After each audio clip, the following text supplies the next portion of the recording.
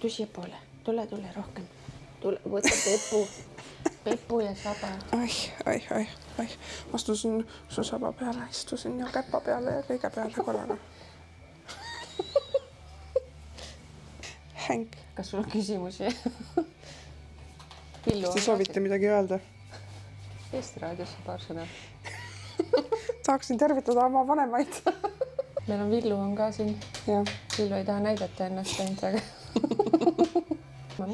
Drinking game'i peaks tegema sellest, et mitu korda me nagu ütleme. Ja nagu lihtsalt. Ja siis... Ja siis. Midagi oli veel. Sul oli et. Ja mingi. Mingi, ja.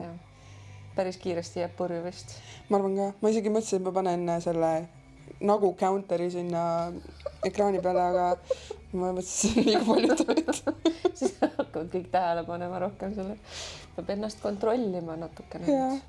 Aga uuel aastal, uue hooga proovime oma parasid sõnadest ka vabaneda aigas. Ja, proovime olla paremad inimesed.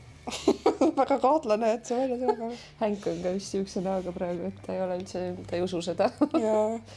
Ja, meil on täna Hänk siin. Hänkil on väga tähtis ülesanne täita meie turvamees, assistant manager, turvamees, assistant manager, tude turvamees, administraator, teraapia ja emotsionaalne support. Mis me räägime täna siis?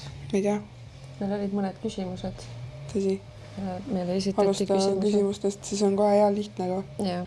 Rääkige, kuidas erinevad liigutavad lood teile mõjuvad. Kas lülite end õhtuks välja või taastute pikalt? Vahel ajab ennastki nutma see liigutav lugu. Mingi mälestus tätoveering. Inimene läheb ära ja siis see kuidagi liigutab mind juba nii palju, et kui ta ära läheb, siis ma istun ka siin diivanil ja nutan natukene aega. Et puudutavad ja liigutavad need kindlasti, aga minu tavaline puhkamise seisundist on lihtsalt kodus diivanil lebamine ja seriaalide vaatamine. Ma arvan, et see on see, kuidas ma ennast välja lülitan. Ma ei tea, huumor on mu coping mehhanism, siis ma teen lihtsalt tavaliselt mingi selles mõttes kohatu nalja võib-olla, aga otseselt taastumist küll ei vaja, ma arvan. Mul on pigem hea meel, et inimene sai võib-olla siis jagada mingit asja, mis tal raske oli ja võib-olla ka kergemaks tänu sellele oma olukorra. Mul ükskord oli üks klient, kes me rääkisime nagu oma kogemustest ja siis ta ütles, et tal on nagu depressiooniga olnud probleeme ja mul üldse käib nagu palju üksuseid inimesi, kellel on mingid depressiooni ja muud siuksed probleemid. Ma jagasin oma kogemusi ja siis tema jagas oma kogemusi ja siis pärast, kui ta ära läks, siis siin ukse peal ütles, et tead, tegelikult oli siuke olukord, et ta oli hommikul siis tundnud ennast selles mõttes niimoodi halvasti, et ei tea, kas üldse enam tahab nagu olla, eksisteerida ja et siis läksid ära, ütles, et tal on nagu kuidagi palju kergem oli olla ja et enam ei olnud siukest tunnet. Ja siis mul oli lihtsalt hea meel, et ma sain kellegi päeva nagu, ma ei tea, paremaks siis teha. Ja, mulle on ka öeldud, et mul üks klient ütles, et tal on mulle lihtsam rääkida oma probleemidest kui terapeudile. Huvitav, millest see on siis nagu, et lihtsalt kas see keskkond või see tegevus nagu, et sa ei ole terapeut, vaid sa oledki lihtsalt mingi tavaline inimene? Võib-olla ja samas, kui tekib selline side või jagad vastu ka oma lugu, et siis see tundub suhteliselt võrdsem olukord. Jah, et ei ole üksi nagu oma murest, mõttes, et on keegi veel, kel võib-olla on kogenud sellist asja. Siis päris tihti mul tuleb küll seda ette, et räägid ära, kui pool elulugu räägid ära ja nii detailselt, et võib-olla ei peaks. Ja siis lähed koju, mõtled, issand jumal, hoia suu kinni vahepeal, tal ei olnud vaja kõike seda teada. True, seda tuleb küll päris palju ette. Aga samal ajal ma usun ikkagi seda, et kui sa nagu satud rääkima ja niimoodi overshare ima võib-olla mingit asja, et siis järelikult ikkagi mingi killuke infot oli sellest kogu kompotist tal vajalik kuulda. Ja tegelikult ikka on hea meel muidugi, et inimesed saavad oma lugu rääkida ja on siingi olnud samamoodi mälestustätoveeringutega, et tulevad sisse ja siis nutavad juba, aga pärast lähevad ära, on rõõmsad ja naeravad, sest sai siin omavahel rääkida nendest lugudest, et milles see mälestustätoveering on ja mingid kogemusi jagada ja siis tundub, et nad saavad mingisuguse closure'i sellest kogemusest siin. Jah, kindlasti. Ma väga palju ei ole enda teada vist teinud mälestustätoveeringuid, aga mõned ikka olen. Siis kui ma ei tea, et see on mälestustätoveering ja siis inimene muutub emotsionaalseks, siis ma nagu mitte ei ehmata ära, aga võtan korraks nagu sammu tagasi, et okei. Aga samas on ikka tore, kui nagu jagatakse. No siin on nutma ikka ka hakatud. Ma üldiselt ei tea, mida teha, kui inimesed nutavad. Ma ei tea, aga ma nagu sul on vett vaja või? Toon salvrätikut äkki. Aga nüüd selles mõttes tegelikult ega sa ei peagi midagi tegema, lihtsalt annadki selle hetke, selle ruumi inimesele olla nagu. Ja selles mõttes see on nagu ilus osa sellest tööst. Nii et sealt vist taastumist ei ole vaja küll. Jäävad meelde ikka loomulikult. Mul on paar rituaali, mis ma olen teinud, siis ma alati ütlen inimesele ka, et võib tekitada mingit emotsionaalset reaktsiooni ja see on normaalne, et seda ei pea häbenema ja lihtsalt lase tulla. Mul isegi on hea meel kohati, kui nad niimoodi muutuvad emotsionaalseks, siis see ongi järelikult on see mingi vabanemine, nagu mingi energia vabanemine. Siis saavadki kergemalt ära minna. Ja kuidagi, mis see eestikeelne sõna on, empowerment, väestamine. Väetamine. Viska taga muudkui seda väetist peale ja väge täis. Eesti keel. Vägev. Ja teine asi, mis ma veel avastasin, minu estonglish on täiesti tuksis nagu milleks, mida sa ajad, otsusta ära, mis keeles sa räägid. Ja et veel kolmandat keelt niimoodi ei valda, et siis oleks võib-olla veel keerulisem. Ma ei tea, mis segapudu see. Täpselt. See on hull, Ongi kõik meedia ja kõik on ju inglise keeles ja siis jääbki külge lihtsalt ja ongi mingid sõnad ei tulegi meelde, mis eesti keeles. Mul just tuli meelde pumpkin ja ma praegu ei mäleta, mis see kõrvits. Kõrvits, jah. Mul oli ükskord virsikuga sama jutt. Mul oli mingi peach. Mis see on eesti keeles? Tunno.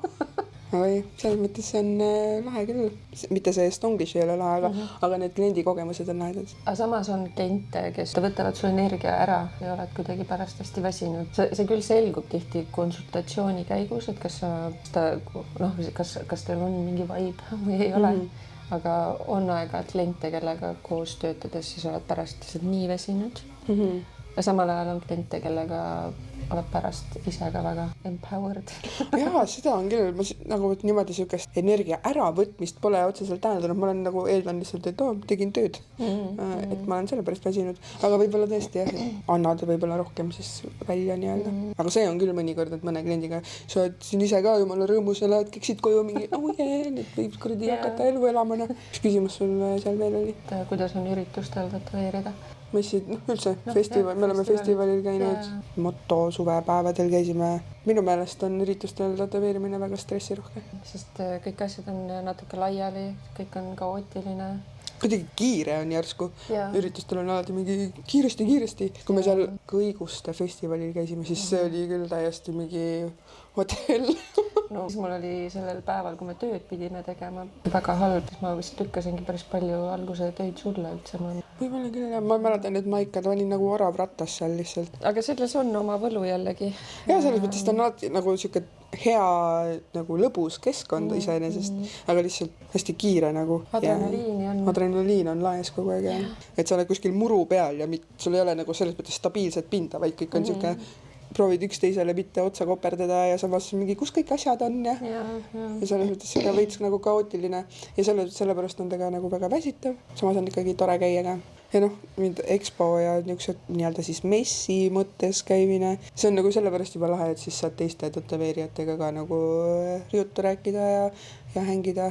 Kuigi nüüd ongi, et see viimane expo veits oli nagu pettumust valmistav, aga võib-olla see pettumus oli see, et mina läksin sinna ühe eesmärgiga, ma seda eesmärki selles mõttes ei saavutanud, aga ma sain selle võrra jällegi nagu palju teisi toredaid asju nagu kogeda, et ongi, kuna oli vähem kliente, siis sai rohkem nagu lihtsalt teiste tätoveerijatega juttu rääkida ja ise ringi vaadata ja see oli nagu ikkagi tore. Ja me üldiselt ju ei suhtle väga palju või teiste tätoveerijatega, kõik on natuke introverdid ja social ja awkward, et siis... Jaa, ma mäletan siis, kui me seal Tartus käisime eelmine kevad, Crimea River, siis esimene päev ma ei julgenudki kuhugi minna midagi ütlema ega tere ütlema ega midagi ja siis teine päev sa olid, et lähme lihtsalt võtame kleepse ja siis samal ajal äkki julged jutuga rääkida. Ei, lihtsalt oled mingi... Ja pärad ruttu otsa ringi jooksad minema.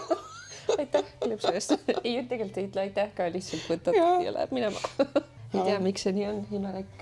Social anxiety on see lihtsalt, et mingi, esiteks ma ei taha segada inimest, võib-olla tal on midagi olulist, samas vaatab ise ka samamoodi lage. Sa ei näe mind siin seismas. Ei, ma niisamas pöörad selja veel niimoodi, võtad kuskilt tagant selle kleepsu jooksed. Võib-olla see, et sa ise nagu siis nii-öelda imetled selle inimese oskusi ja töid, siis on juba see mingi aukartus, et oh my god, kas üldse nagu on õigus minna rääkima inimesega, kes nii hästi oma tööd teeb. Ja, tõsi. Aga tegelikult nagu kõik on ikkagi sõbralikud ja absoluutselt pigem tasub alati minna ütlema. Ja siis ma alati mõtlen, et nagu see, et see on see hirm, et ma ei julge minna ja siis kui ma ei lähe, siis ma olen nagu mingi, ta mõtleb, et ma olen mingi täielik tont ja mingi ülbe ja isegi tere ei või öelda. Tegelikult mul lihtsalt mingi käed värisevad juba. Starstruck on nendest. Ma arvan, et see on ikkagi social anxiety lihtsalt, mis on aastatega veidike paremaks ikkagi läinud, sest nagu EXPO-l oli juba väga, oli küll natukene hirmus, kui lähed sinna laua juurde sammud, sul on eesmärk, ma lähen räägin juttu. Nagu minu meelest võiks jääda, et see Tartu oma võiks olla nagu 1 aasta ja siis on Tallinnas on see EXPO jälle 2 aasta ja siis niimoodi vahetavad oleks nagu lahe ju.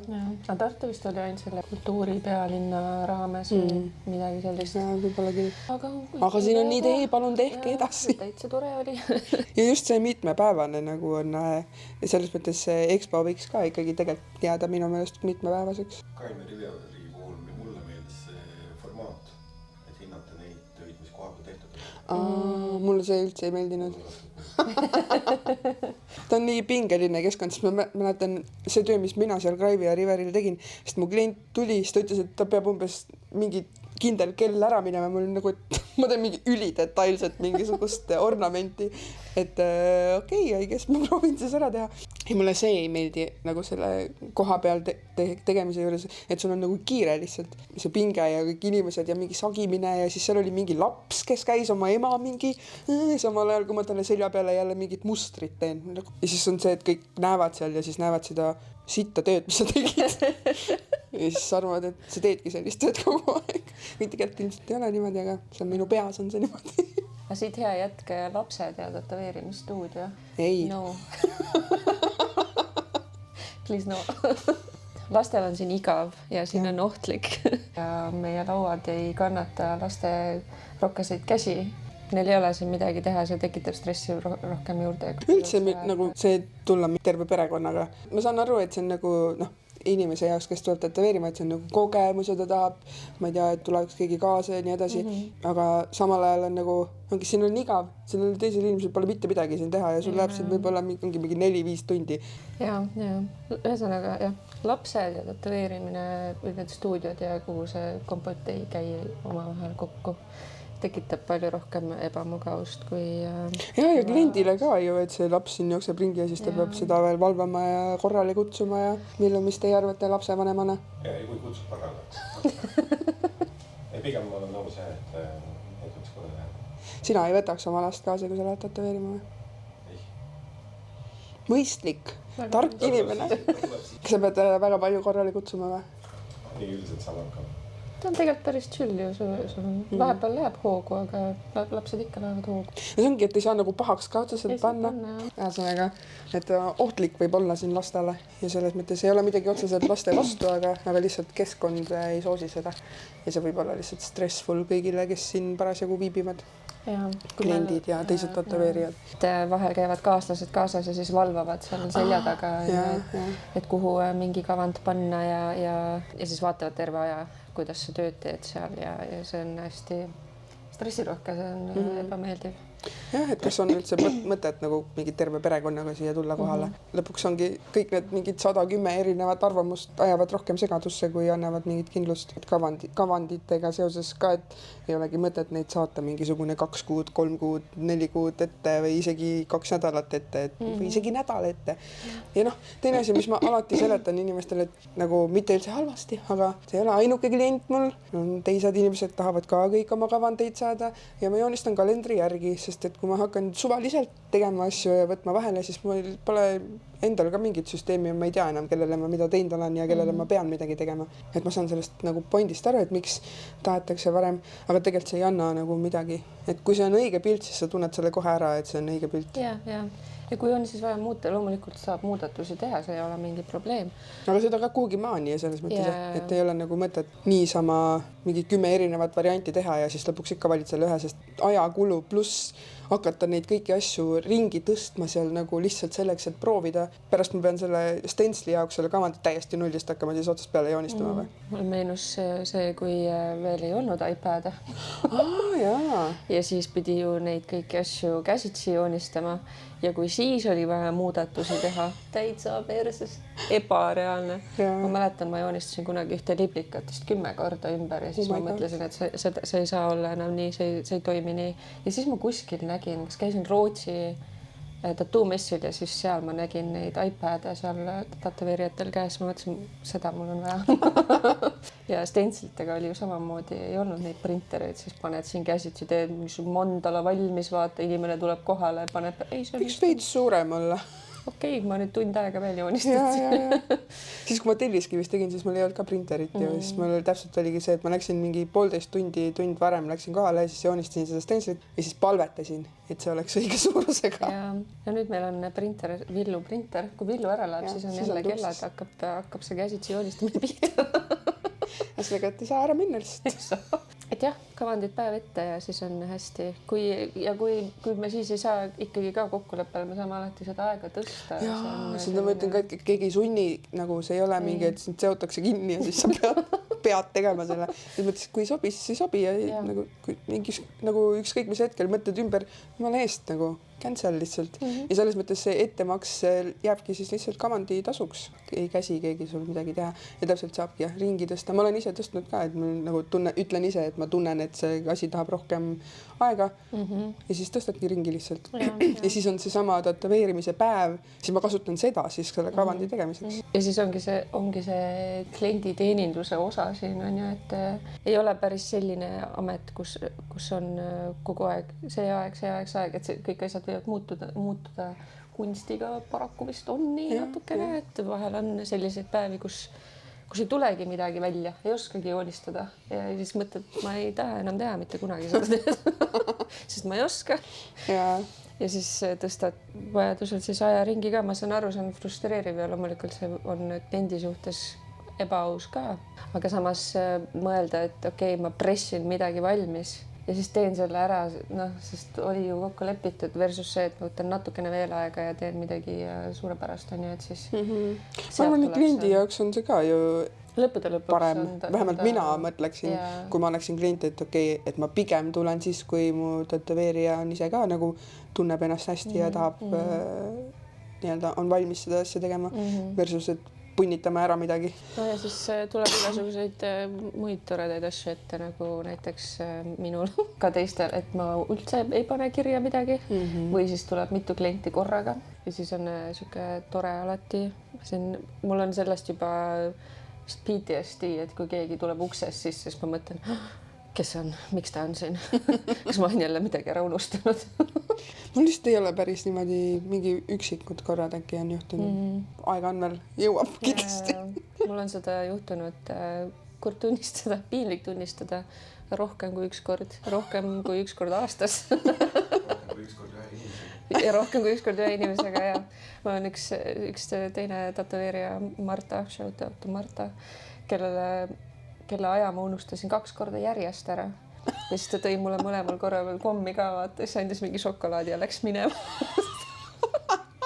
Siis oli klient juba ees. Ja siis ta viimane kord ta küsiski, et kuhu sa paned neid kirja? Ma ei tea. Ei panegi, selles ongi hästi. Ma ei pannudki kirja.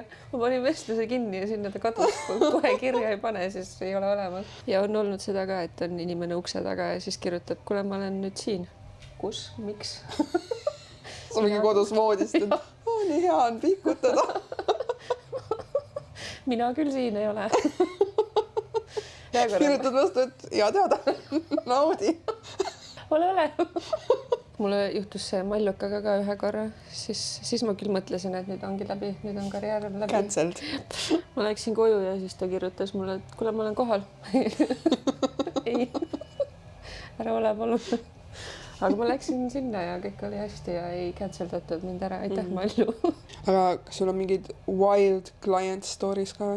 Ma arvan, et need Briti poissmehed, kes ükskord käisid, siis me töötasime veel teises stuudios, aga nad tulid 4 ja siis nad kõik tahtsid tagumikke peale endale väikseid ahvi nägusid. Mina sain ühe teha ja siis oli, no Ron oli meil ju ka, Ron sai 2 teha. Ronile me natuke naersime seal lõpuks, sest et ta pani teise töö ajal endal selle kaevurilambi vaata pähe. Ja siis mõtlesin, et kuhu sa lähed, Ron? Selle kaevurilambiga.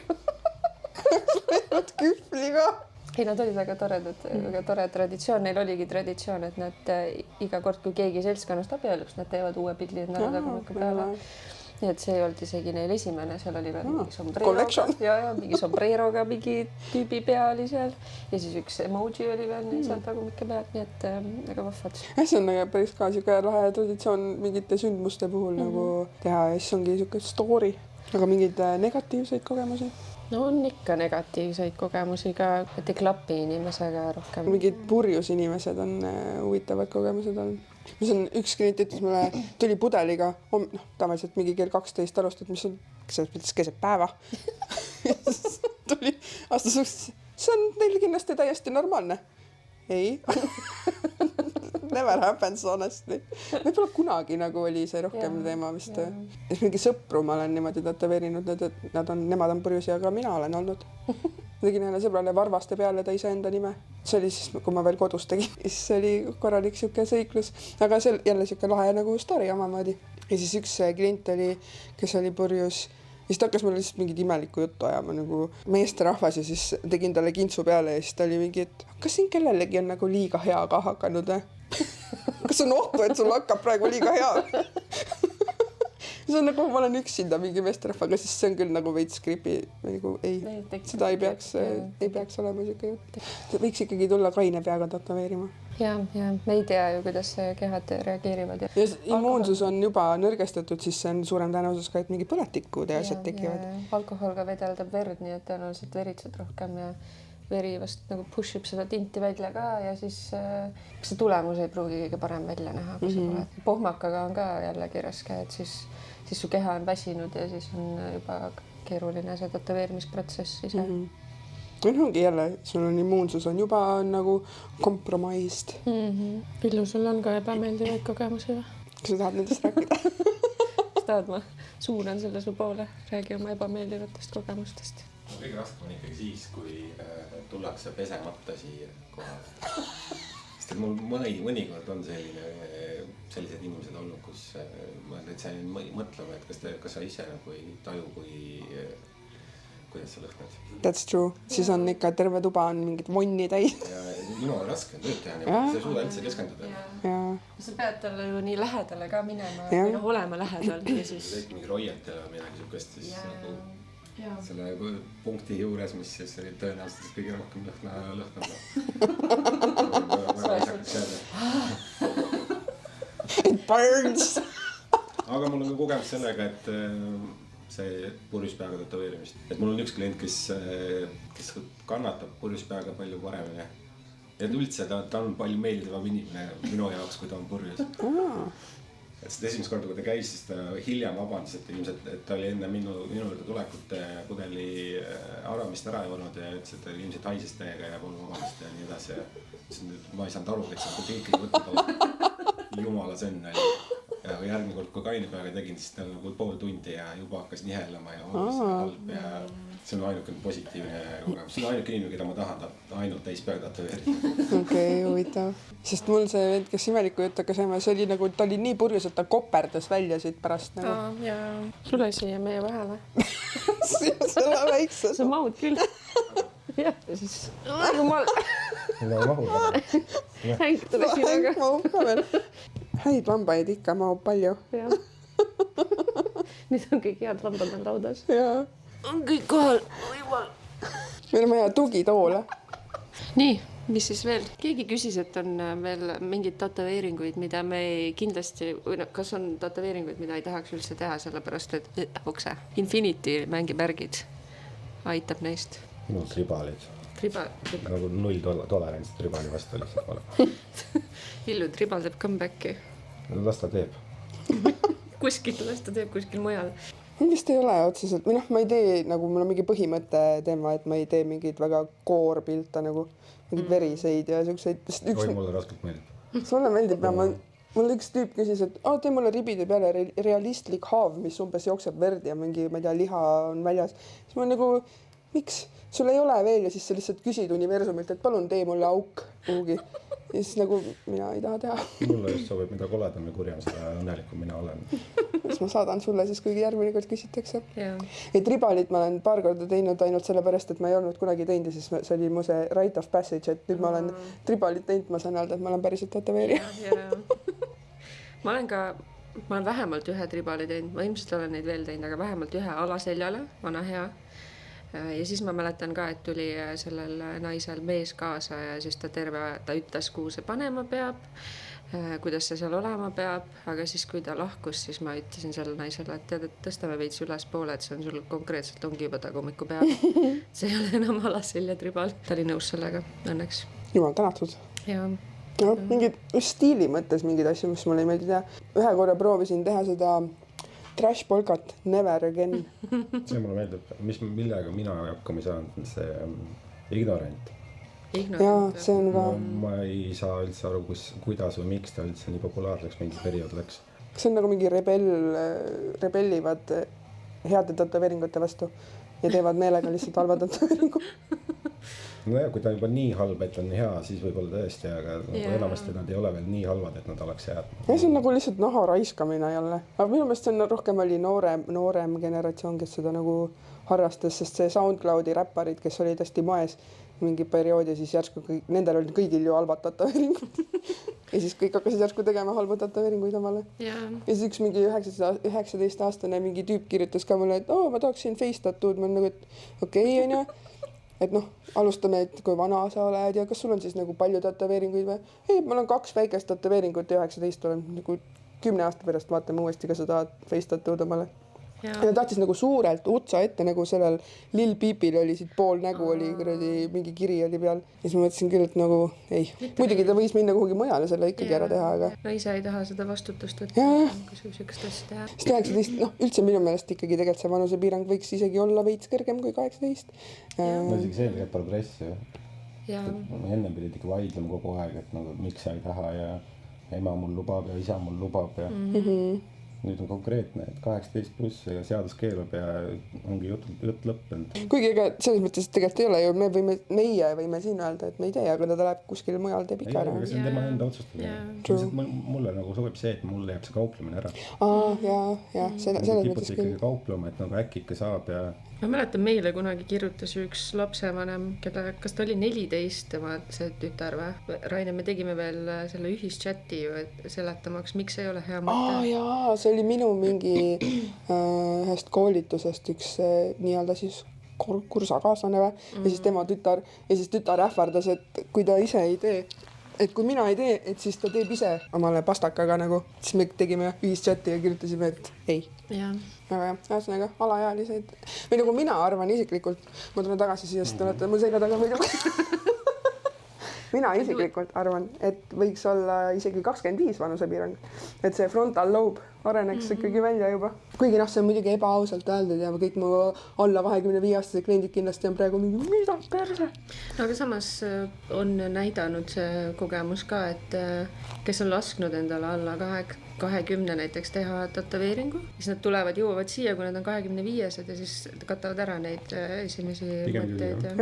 Ja selles mõttes, et su enda stiil ja maitse ei ole veel välja arenenud. Ma ütleski siuke 20-ndate algusest teevad rohkem siukest trendi teemat nagu, et ma nägin kellelgi ja siis see oli nagu lahe.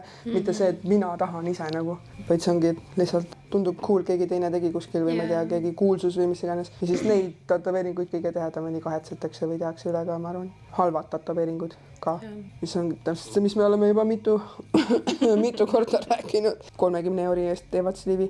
Nagu 100% sa lähed seda üle tegema, kui mitte kohe, siis mingi paari aasta jooksul kindlasti. Et lihtsalt paari aasta jooksul on päris hästi pakutud.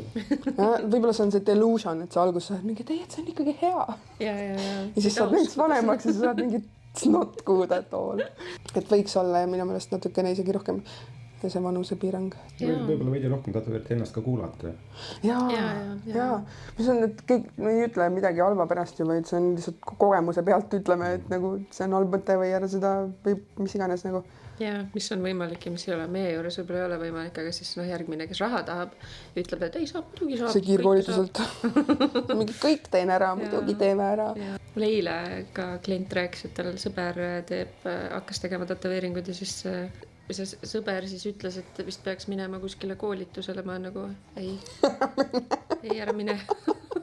Ja ma olen saanud sama öelnud, et kui sa raha peale vihane oled, siis ta või mine viska ära see.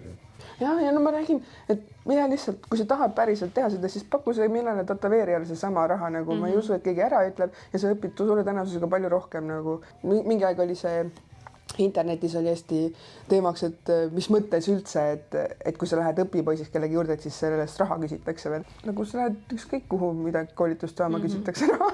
Et see on ikkagi aeg ju, mis see aeg, mis tema ise on selle crafti alla või oskuse alla panustanud ja siis miks ta peaks seda sulle niisama ära andma nagu. USAs on see muidugi täiesti teised teemad, seal on nagu ulmesummasid küsitakse. Eestist ma arvan, et või noh, ma ei tea tegelikult, aga kas üldse küsitaksegi Eestis? Jah, kas üldse ja kui küsitakse, siis võib-olla mingi väikse tasu nagu. Jämedalt oleks vahendid tõesti.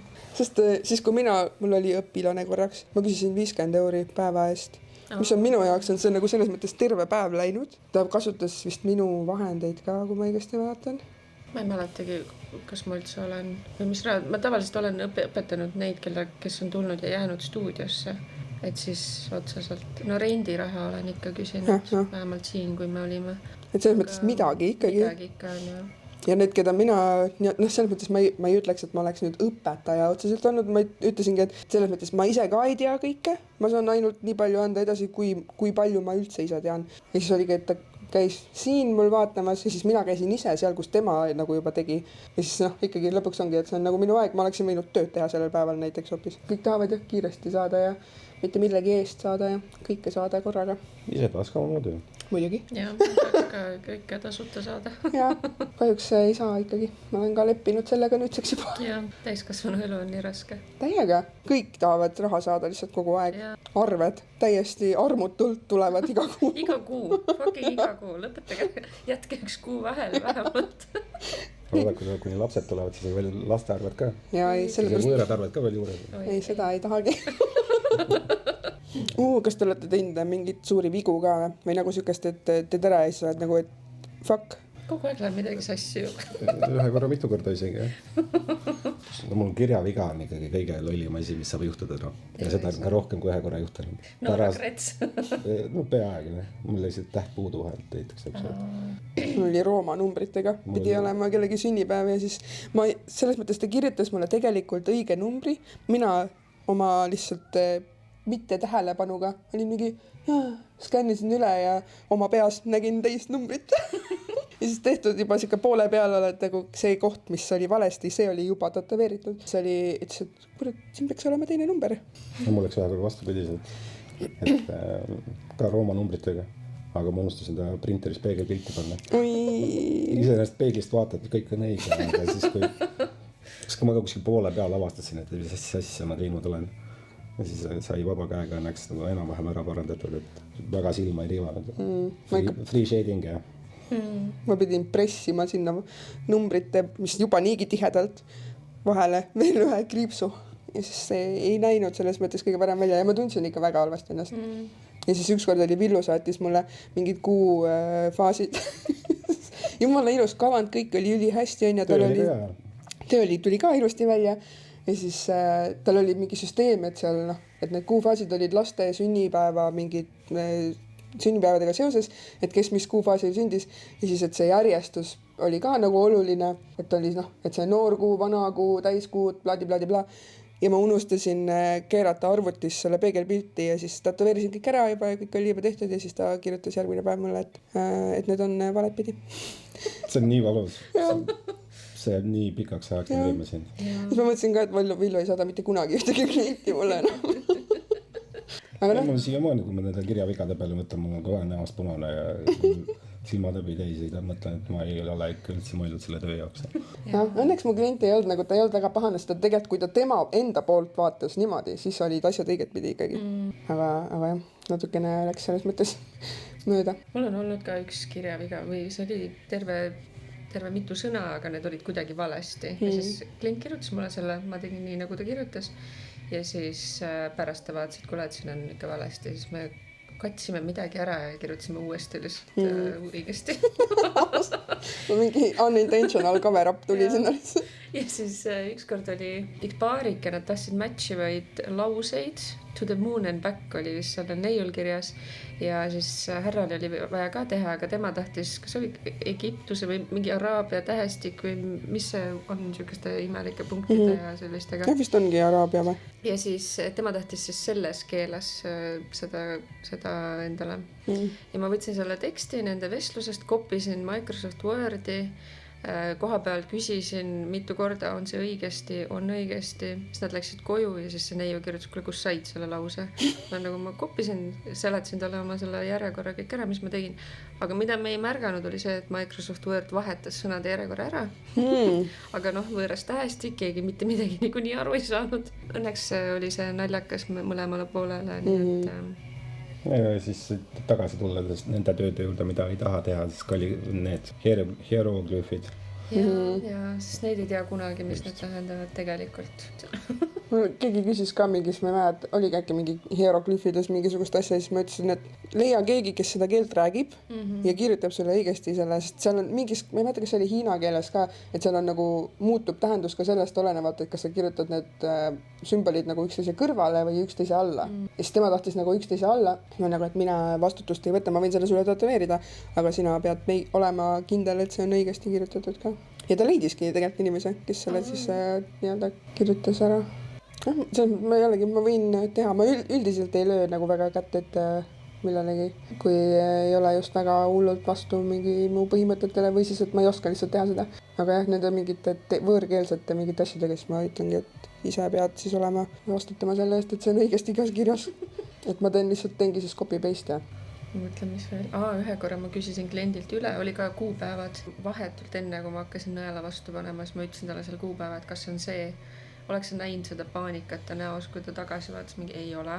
No seda mul ka juhtunud, et just hakkad tegema ja siis küsid üle täpselt selle kuupäeva, et mul oli endale kuidagi jäi meelde, et minu arust oli vähe teine number ja siis küsisin üle ja oligi teine number, ma kellegi teise kavanit kleepsin talle peale üldse. Ei ta peeglist vaatas ja kõik on ilus kena ja siis pärast lähemalt, ta teeb numbreid lähemalt ei vaadanud. Ja siis pärast küsisin üle ja siis ikka ei ole, okei, head küsisin. Aga sul on see siililugu ka ju? Ma olen lihtsalt retakas, ma ei oska lugeda. Sa kas skännisid üle lihtsalt silmadega ja lugesid oma peas midagi? Lugesin seda, mis ma tahtsin lugeda. Taheti kiili, ma lugesin välja, et tahetakse siili ja tuleb kohale, näitan kavandit, et muidu on ilus kena, aga ma tegelikult tahtsin kiili. Räpime kokku siis ka selle asja. Nüüd nägid kõik ära, kuidas ma punastan. Majun. Hästi. Hängi, tule sina ka ütle head aega. Tule. Nojah, oli meeldiv, saime selle Villu ka siia diivanile. Issi patsutused, vaata ikka koertele. Oi, tubli koer. Et head aastat kõik. Jaa, head aastat. Ma isegi panin näete litritega püksid, et väga festiv olla. Meil on, ja siis on bändisärgid. Villul ei ole bändisärgi. No see on juba väga hea, et ta siin on isegi ilma selle särgita. Ja meil ka siis assistent, koerastent. Sa solvad niimoodi? Hakkasin kassistent ütlema. Ma tahtsin enne mööda. Halderio. Jaa, pettumus. Ma loodan, et siis seekord ka midagi mõistlikku rääkisime. Kui mitte mõistlikku, siis äkki vähemalt naljakat. Aitäh, Villu, et te tulite meiega. Villu on meie supertädi muideks. Ääretult ebamugav on kaamera ees olla. Ära ära muretse. Harjud ära, alguses ei meeldi, aga siis hakkab meeldima. I guess that's it. Jah. Aitäh, kes viitsis vaadata, kui viitsis vaadata ja ikka veel ootame küsimusi, kui keegi tahab midagi küsida. Kui taha, siis see on ka okei. Ja järgmise korrani. Bye. Ma pean tverkima ka veel. Tverkima ka veel. Tule muidugi. Villu peab ka tverkima.